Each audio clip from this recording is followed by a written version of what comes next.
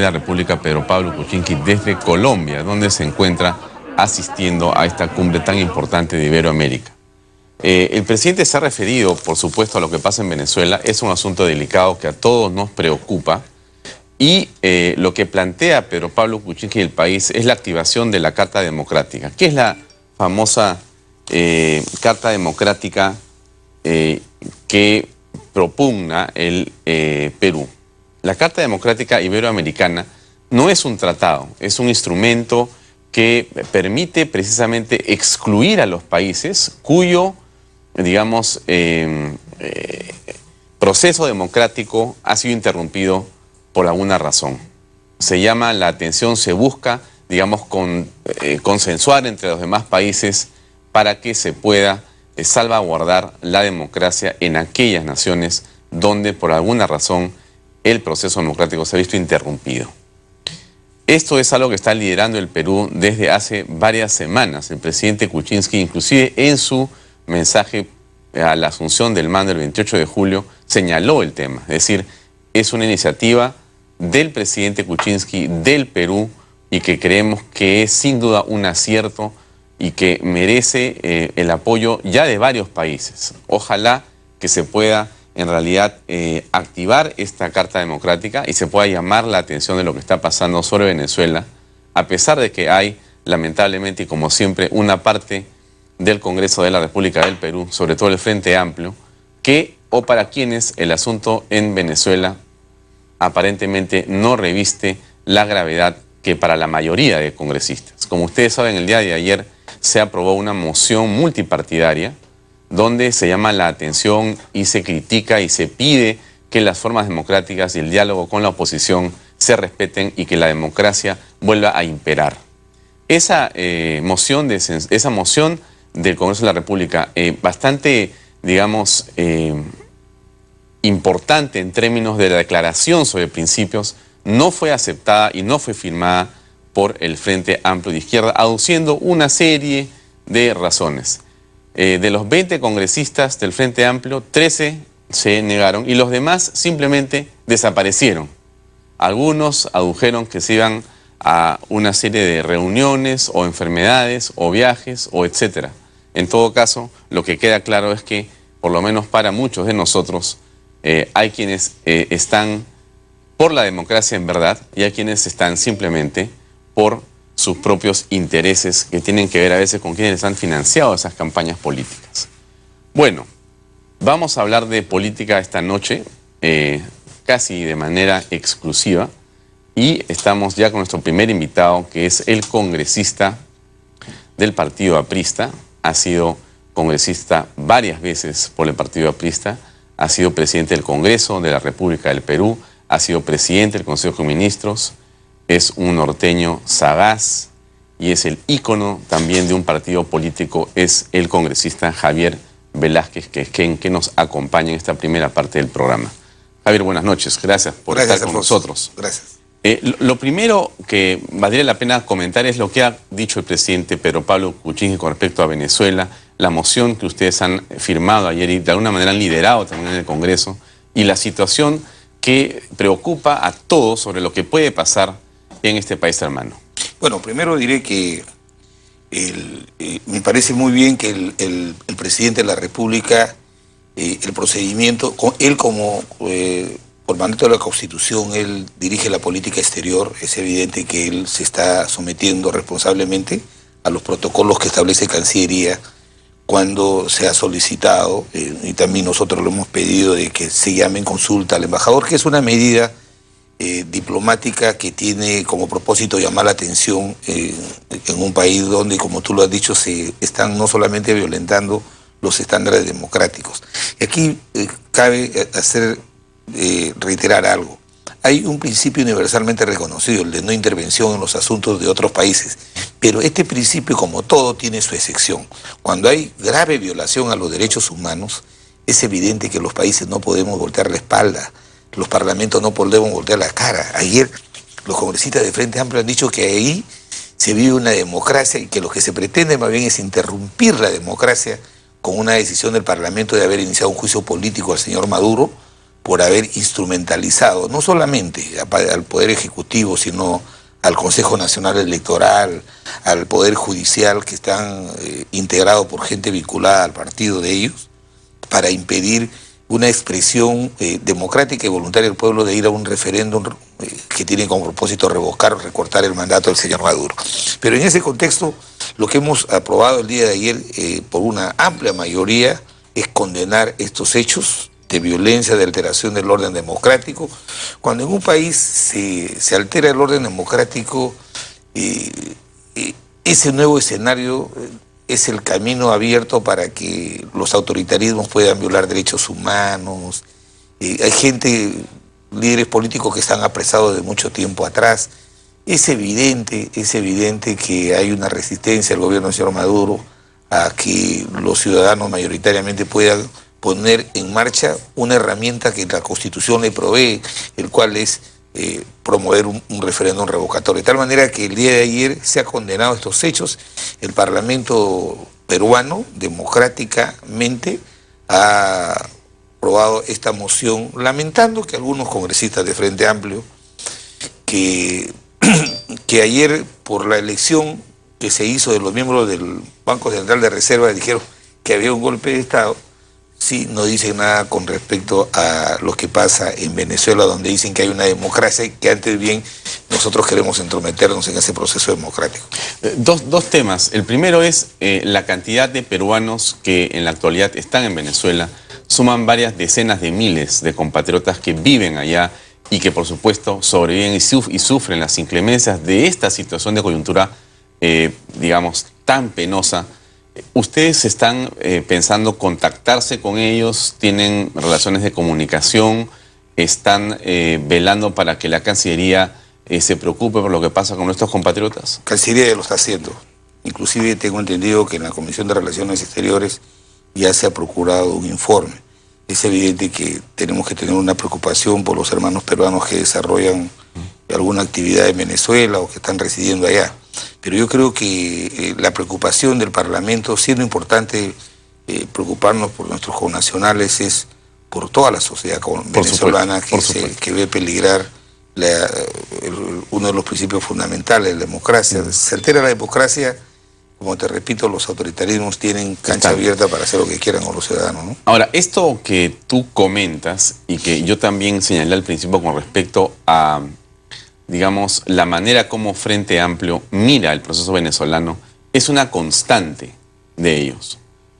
¿Cuál es la razón que tú crees que está detrás de ese comportamiento que para muchas personas puede ser inexplicable, para otros es explicable? Tú tienes mucha experiencia política y estás mirando el escenario hace rato. ¿Qué cosa explica ese comportamiento con respecto de Venezuela? ¿Es cierto o no es cierto que existe un vínculo, no sé, económico, y que parte de ese Frente Amplio y algunas personas importantes han sido financiadas con dinero venezolano, específicamente del señor Hugo Chávez y después del señor Maduro? ¿Eso es el vínculo que hace que cada vez que se hable de Venezuela se pongan de perfil? El vínculo mayor evidentemente es ideológico. Obviamente que la izquierda ha sido, todos los que hoy forman parte mayoritariamente del Frente Amplio han sido activistas de lo que fue en su momento el movimiento aldista que promovió Hugo Chávez en varios países y que obviamente contaban a través de llamados programas sociales con el financiamiento económico. De tal manera de que es evidente que hay un gran componente ideológico, pero también económico. Y eso no lo pueden negar los señores de Frente Amplio. El señor Hugo Chávez ha financiado, no solamente en el Perú, sino en países adscritos a esta corriente en América Latina del alvismo, económicamente con plata de los petrodólares, ¿no? Si el Frente Amplio critica a Venezuela, al gobierno del señor Nicolás Maduro, él puede perfectamente hacerles recordar ese financiamiento de los petrodólares y va a dejar pues al descubierto en realidad cuál es la catadura, digamos, que tienen estos señores congresistas. ¿Así está la cosa? Así es, pero yo lamento porque ellos el compromiso cuando son parlamentarios es para con el país. Cuando ya son representantes en el Congreso es evidente que representan a la nación y ellos han sido elegidos democráticamente y su participación en el Congreso es respetada escrupulosamente bajo estos principios democráticos. Entonces hay que hay que predicar con el ejemplo. Entonces, decir que en Venezuela la moción pretende alterar, violentar una democracia que tiene problemas, por favor. Ahí lo que hay es un autoritarismo encubierto bajo la mascarilla de democracia y que está afectando gravemente derechos humanos. Por eso es que se justifica la intervención del Parlamento peruano y otros parlamentos. Y me parece prudente la posición del presidente Kuczynski, dejando en manos de Cancillería todos los pasos que diplomáticamente se tienen que dar para llamar la atención y que el Perú pueda no solamente hacer una reflexión, sino indignarse ante un hecho tan grave como el que sucede en Venezuela, ¿no? Ahora, ayer tuvimos una conversación muy grata con el señor Marco Arana, que es vocero principal de Frente Amplio, una llamada telefónica ayer en el programa acá en Redes y Poder. Y bueno, él manifestaba, como muchos otros congresistas del Frente Amplio, su preocupación y un poco su indignación por la designación de varios de estos directores del Banco Central de Reserva. Hizo referencia en primer lugar, después te quiero preguntar por Rafael Rey, te quiero preguntar primero, por favor, por el señor Klimper. Y entonces él decía que no era posible que Klimper fuera un director del BCR votado por el fujimorismo porque tenía una investigación fiscal. Y que eso entonces era como un cargo muy importante y que teniendo una investigación fiscal, entonces se estaba, digamos, haciendo se estaba forzando la figura de poner a un director con esos, digamos, pergaminos, así lo dijo de alguna manera él. Entonces yo le recordé al señor Marco Arana que la señora Verónica Mendoza también tiene una investigación fiscal por las agendas donde aparece su nombre, aparece su firma, aparece su letra, que tiene que ver con los dineros recibidos a esa ONG que se llama Prodin, que recibía dinero desde Venezuela y desde Chávez para financiar al Partido Nacionalista al cual ella pertenecía, y a Nadine Heredia, donde ella era secretaria justamente de la señora primera dama. Y entonces le preguntaba, entonces, ¿cómo se puede contemporizar que ustedes critiquen al señor Klimper porque en ese cargo de BCR no puede haber una persona investigada en la Fiscalía y ustedes tengan a una candidata presidencial, no solamente que ha sido y que está siendo investigada, sino que no va a la Fiscalía y que ha mentido en ese Congreso de la República, en ese Congreso anterior de la República, en la comisión donde dijo que esas agendas no eran de ella y que ella no había escrito ahí? Entonces, ¿cómo se puede...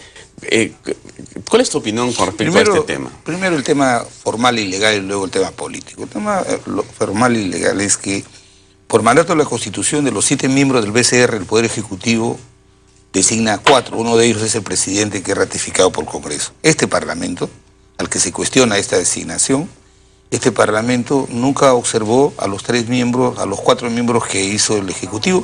Inclusive con el voto del APRA y de otras fuerzas, hemos ratificado al doctor Velarde como presidente del banco, y me parece muy bien porque está haciendo un buen trabajo al frente del banco.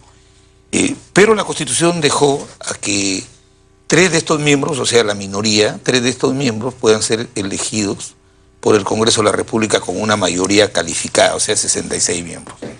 Es evidente que aquí lo que cabe es la correlación de fuerzas, y las bancadas políticas que hacemos alguna propuesta asumimos la responsabilidad política por las personas que presentamos. Yo lo que quiero llamar la atención es lo siguiente. Nosotros hemos tenido en el Banco Central de Reserva, por ejemplo, a Enrique Cornejo, un gran economista, un gran compañero, a Abel Salinas Izaguirre, que era ingeniero, fue ministro de Economía, ministro interior nuestro, y al señor Klimper se le imputa, se le descalifica, a pesar de haber sido 5 años miembro del Banco Central de Reserva, se le descalifica por el hecho de haber participado en este audio. Lo que yo sí creo es que habiendo una investigación preparatoria donde en esta instancia el fiscal recién está reuniendo los elementos de una supuesta imputación para ver si tiene contenido penal e ir a una etapa llamada preparatoria donde ya al haber indicios de una responsabilidad formula una denuncia, se pretende descalificar a una persona. El fujimorismo tendrá que asumir la responsabilidad si en su momento el señor Klimper es pasado de esta etapa a otra como investigado.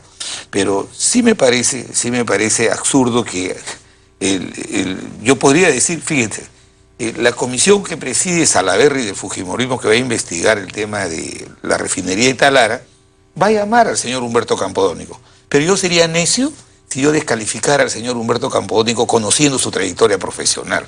Todos los que estamos los políticos que estamos en el Estado, tomamos decisiones. Y por esta toma de decisiones se nos inician a veces investigaciones que son profilácticas para la moral pública.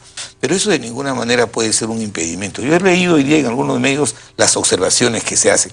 Pero nosotros, en el caso nuestro, dice, el APRA propuso a Rafael Rey. Aquí lo que ha habido es lo siguiente, y esta es una dinámica transparente. Así como hemos elegido a 6 miembros del Tribunal Constitucional con los nacionalistas, así como hemos elegido al defensor del pueblo, propuesto por Acción Popular. Propuesto por Acción Popular, y nosotros adherimos a una lista de profesionales que tenían simpatía. Lo que no se ha dicho ante el país es que un día antes de la designación, Peruanos por el Cambio apoyó la candidatura de Rafael Rey. Rafael Rey es un hombre honesto, decente. Es ingeniero, tiene una trayectoria, es un hombre de Estado, ha sido ministro.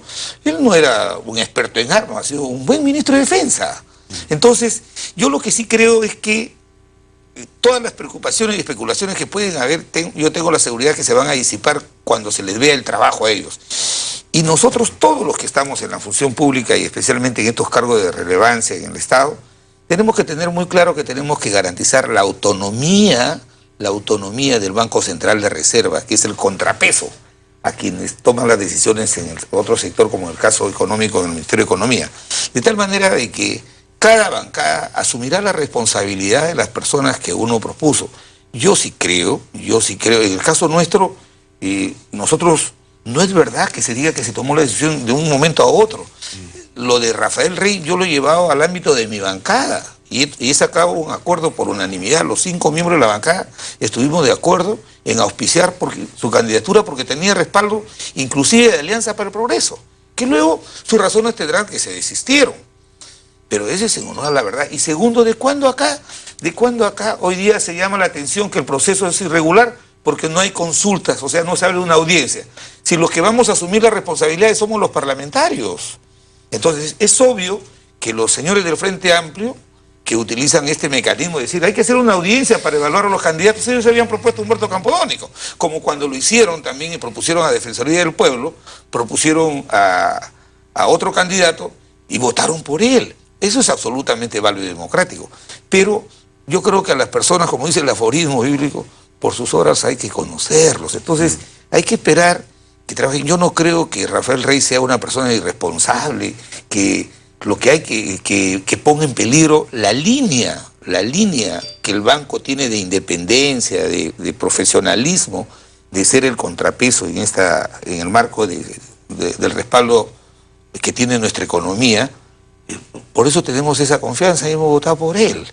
Ya, pero, a ver, tú eres abogado, Javier, tienes mucha experiencia en el campo parlamentario, en el campo de la actividad pública, y la ley orgánica del Banco Central de Reserva, que está publicada en la página web de este organismo, el artículo 11 es preciso, ¿no? Tiene ahí una línea y media que es difícil, digamos, saltarse, ¿no? Dice, los directores deben ser peruanos, tener reconocida solvencia moral y poseer amplia competencia y experiencia en economía y finanzas. No dice I-O, dice I. Está bien, pues. Y entonces, bueno, la pregunta cae...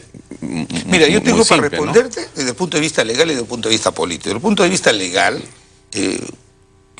¿cuál es la norma que manda? La Constitución. La Constitución le alcanza al Parlamento la responsabilidad de elegir 3 miembros. Según, primero, los requisitos que exige la ley orgánica. Los requisitos que exige la ley orgánica. Solvencia moral, Rafael Rey la tiene. No está en discusión. La tiene. No ha sido, es cuestionado supuestamente porque no tiene un profesionalismo vinculado directamente a la especialidad de economía, pero es un hombre de Estado. Ha gerenciado 2 ministerios. Acá dice la ley, dice eso. Ha gerenciado 2 ministerios, ha sido parte del El artículo 11 dice eso. Ha sido parte del Congreso de la República. Yo no he cuestionado nada de eso. Yo solamente digo lo que dice acá este artículo 11, ¿no? Pero dice, está bien. amplia competencia y experiencia en economía y finanzas. Eso se verá en el desarrollo de su Y trabajo. Rafael dice ayer, por supuesto que tengo que estudiar y proceder con prudencia. Por supuesto que sí, cuando, por ejemplo... Yo tengo el mayor de los respetos y aprecios elegida, personales por Rafael Rey, pero... Una persona viene elegida al Parlamento, no tiene ni siquiera la idea de haber hecho en su vida un proyecto de ley, y lo tiene que hacer. Y resultan a veces siendo mejores parlamentarios que los que ya tenemos muchos años. Entonces yo creo que este tipo de exquisiteces... Tú lo has propuesto a Rafael a pesar de esto. Tú habías leído, por supuesto... Por supuesto que sí, y asumimos la responsabilidad, porque lo que hay que ver es el resultado. Yo tengo la plena seguridad que con el señor Velarde, y los 6 miembros más que lo van a acompañar, el banco va a seguir siendo esa institución fundamental que da garantía al manejo económico, especialmente macroeconómico de nuestra patria. Entonces seríamos irresponsables si propusiéramos a una persona que de repente, como ahora se cuestiona de uno el tema de la competencia y del otro el de la solvencia moral. Yo creo que esos son temas subjetivos que hay que ponerlos en su momento. Diré sí que la Constitución ha querido que el Parlamento tome su decisión. Y en cualquier momento que cualquier situación pueda suceder, las bancadas asumirán su responsabilidad. No vamos a correrle. De tal manera que yo creo que respecto a las preocupaciones de algunos medios que he leído, pero yo creo que el banco se va a seguir manejando con la misma profesionalidad y con la misma solvencia moral con la que se ha venido trabajando estos últimos años. Porque yo recuerdo que también cuando se nombró al señor Velarde, él era jefe del equipo económico de Unidad Nacional, partido al que derrotamos en la elección del 2006. Y nosotros no tuvimos ningún inconveniente en poner el tema político como un argumento para impedir que un hombre de calificada trayectoria pudiera estar al frente del banco. Pero además, si algún peligro hubiere, el constituyente ha sido muy inteligente en establecer que la mayor responsabilidad de la conducción del banco la tiene el Poder Ejecutivo.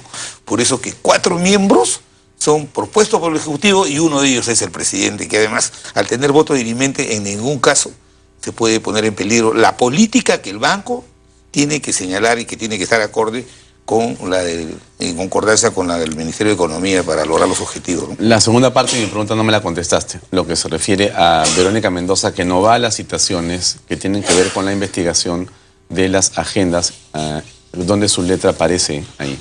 Va a ir.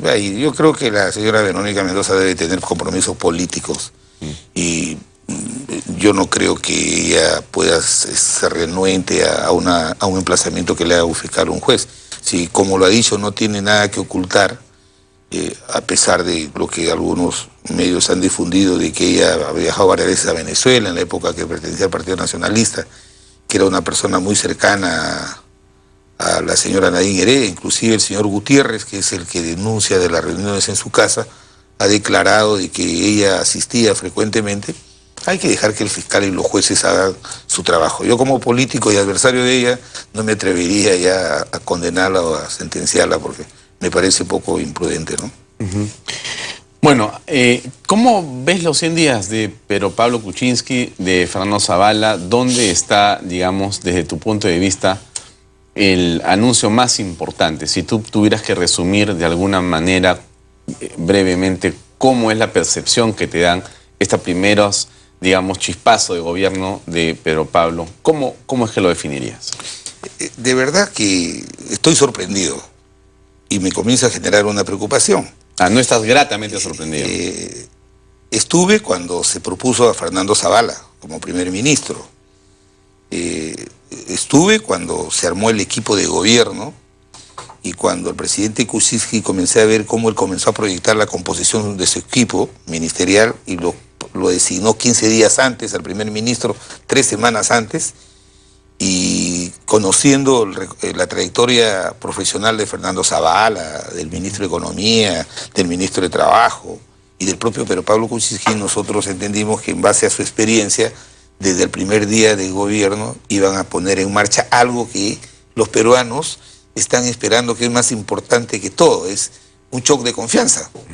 Nosotros, lo quiero decir, el año 2006, a esta fecha, ya habíamos puesto en marcha un shock de inversiones. Y en octubre, a 2-3 meses del gobierno, pusimos en marcha el shock de la descentralización, transfiriendo recursos a las regiones para poder estimular la inversión pública. Entonces, a mí lo que me preocupa es lo siguiente, fíjate, en 100 días han habido actitudes reactivas del gobierno, ni siquiera sistémicas o que sean parte de la estructuración de un conjunto de actividades de gobierno orientadas a devolver esta confianza al país. Porque si no sale lo del asesor, no sale lo de la llamada Comisión de la Integridad, que es evidentemente es una comisión hecha en el camino, improvisada para tratar de apagar este deterioro en la imagen, en la credibilidad del gobierno, que había levantado la bandera de la lucha contra la corrupción como parte de su programa de gobierno. Y lo que más me preocupaba es en el tema económico. Nos pidieron y nos exigieron que resolvamos rápido el tema de las facultades delegadas, que demoramos mucho, que cuando el Congreso la envió a 10 comisiones para que dieran su opinión, que estaban poniendo en peligro el tema económico en el país. Pero han pasado casi 100 días y no hay una medida importante en tema de manejo en tema económico. Inclusive el día de ayer, cuando se ha discutido y casi por unanimidad se ha votado lo del IGB justo, que no es una propuesta del partido de gobierno, sino del partido fujimorista de oposición, y sus parlamentarios han votado a favor, convencidos de que esa es una medida buena, y también muchos están convencidos de que disminuir 1% del IGB en este contexto en que se está cayendo la recaudación fiscal, en que recién ahora, después de 100 días, se comienza a tratar de sincerar la gravedad de cómo nos ha dejado el gobierno del señor Humala la economía del país. Entonces, ¿y por qué crees tú, a ver, con tu experiencia política, qué crees que está detrás los compromisos del señor Kuczynski con el ¿qué gobierno anterior? compromisos? Compromisos. Es obvio que en las últimas semanas, en la segunda vuelta, el señor Humala puso en marcha a todos los ministros, puso en trabajo a todos los ministros y funcionarios para que apoyaran al presidente Kuczynski. Por favor. Habían ministros que eran contestatarios como una especie de vocero de una candidatura. Entonces se están pagando favores. No hay que olvidar que cuando se fueron a sustentar el primer ministro de la facultad de delegadas, tuvimos que emplazarlo para que pudieran hacer un diagnóstico de cómo habían recibido el país y justificar las facultades delegadas. Y solo lo hicieron al segundo día, al primer día nada. Y a cuentagotas dijeron algo. Ahora resulta que cuando pasa el tema de las bambas, un ministro dice, ¿saben qué? Nos han dejado 5 decretos supremos firmados con compromiso por 400 millones de soles. Un gobierno serio que asume funciones desde el 28 de julio tiene que tener muy claro cuáles son las prioridades coyunturales que tienes que enfrentar para evitar este tipo de conflictividad como el de las bambas. Lo de las bambas no es un proyecto cualquiera, es el más importante, el proyecto minero más importante, el que tenía todas las características de responsabilidad social, de compromiso de cumplimiento medioambiental, y ya está en marcha. Entonces, yo creo que, yo estoy muy preocupado porque veo mucha improvisación, y puede haber un elenco de buenos ministros, pero me parece que no están articulados en base a objetivos muy claros de gobierno.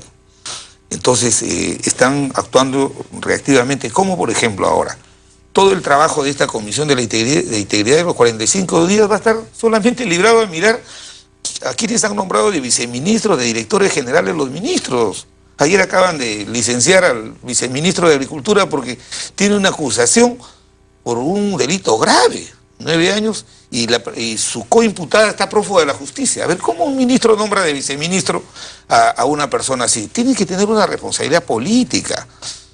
Entonces, en estos 100 días, la oposición en su conjunto hemos sido muy permisivos y hemos comprendido de que no podemos salir pues de frente a enfrentar al gobierno en estos casos, pero en otro escenario, el caso del doctor Moreno le hubiera costado la cabeza al primer ministro.